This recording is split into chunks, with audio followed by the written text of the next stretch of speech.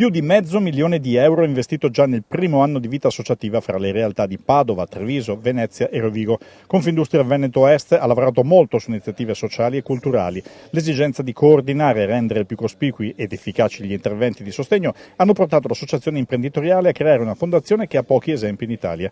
CVE Collabora deve divenire nelle intenzioni il contenitore unico per le varie attività territoriali. Un'associazione che ha lo scopo e l'obiettivo di racchiudere per le 4 province, quindi per le 4 nostre province, tutti i progetti di inclusione sociale e di formazione ed educazione delle persone, e sicuramente le persone che ne hanno più bisogno, ma anche promozione di quella che è la cultura d'impresa, promozione di tutti gli aspetti legati allo sport e progetti legati alla cultura in sé. Il primo progetto si chiama People First ed è in collaborazione con la comunità di Sant'Egidio per favorire la formazione ed inserimento lavorativo attraverso i corridoi umanitari di lavoratori stranieri e soggetti fragili come giovani e donne sole con prole a carico. I corridoi umanitari sono una testimonianza di questa modalità di collaborare perché sono assolutamente privati per quanto riguarda l'assistenza economica alle persone che vengono in Italia attraverso i corridoi umanitari,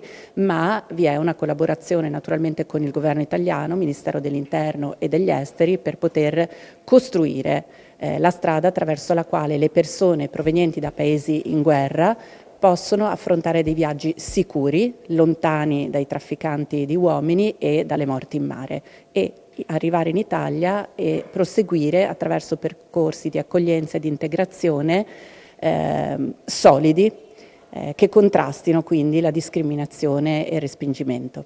E diano continuità soprattutto. E diano continuità, perché dopo la prima accoglienza l'integrazione si basa soprattutto naturalmente sul lavoro ed è qui che oggi siamo a collaborare insieme. Dobbiamo e vogliamo coinvolgere collaborativamente le nostre società di formazione, sono 3, Unicef a Treviso, Padova Forema e a Venezia appunto Confindustria.